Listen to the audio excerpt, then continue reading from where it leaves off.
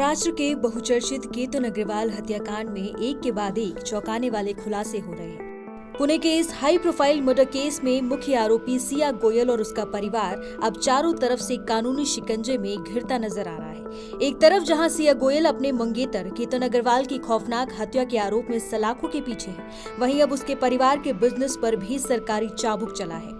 ताजा और बड़ी खबर यह है कि महाराष्ट्र के फूड एंड ड्रग एडमिनिस्ट्रेशन यानी एफडीए ने सिया गोयल के पिता की कंपनी पर बड़ी कार्रवाई की है।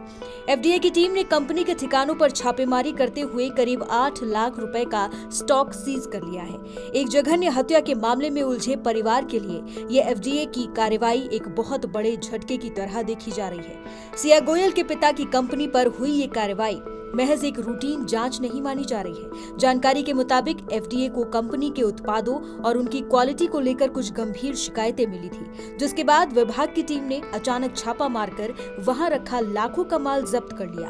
अब इस पूरे स्टॉक की फॉरेंसिक और विभागीय जांच की जा रही है। अगर इस जांच में प्रोडक्ट के अंदर कोई बड़ी खामी पाई जाती है तो सिया के पिता की मुश्किलें कई गुना बढ़ सकती हैं।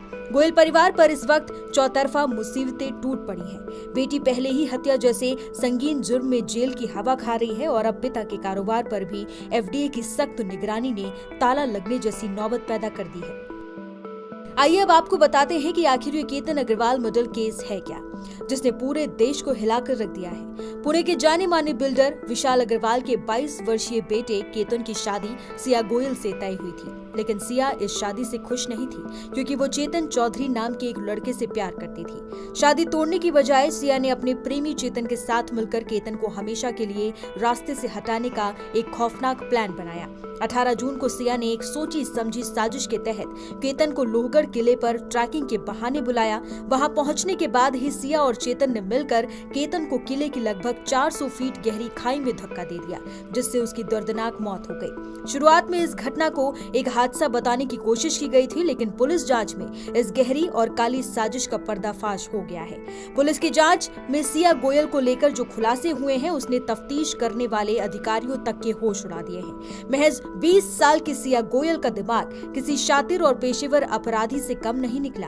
पुलिस को पता चला कि सिया ने केतन को मौत के घाट उतारने से पहले ही इंटरनेट पर ये सर्च किया था कि हत्या के बाद पुलिस की पूछताछ से कैसे बचना है और अदालत से जमानत कैसे लेनी है। उसने क्राइम वेब सीरीज और पॉडकास्ट देखकर हत्या का पूरा ताना बाना बुना था। यहाँ तक कि जब खाई से केतन का शव निकाला जा रहा था और भीड़ में से किसी ने कहा कि उसकी सांसें चल रही हैं, तो सिया ये सुनकर बुरी तरह घबरा गई थी कि कहीं चेतन जिंदा न बच जाए और उसका राज न खुल जाए।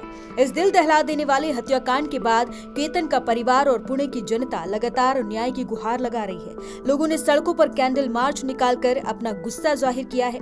मामले की गंभीरता को देखते हुए महाराष्ट्र सरकार ने भी कड़ा कदम उठाया है और इस केस को फास्ट ट्रैक कोर्ट में चलाने की मंजूरी दे दी है। साथ ही देश के मशहूर सरकारी वकील उज्ज्वल निकम को इस केस के लिए स्पेशल पब्लिक प्रोसिक्यूटर नियुक्त किया गया है।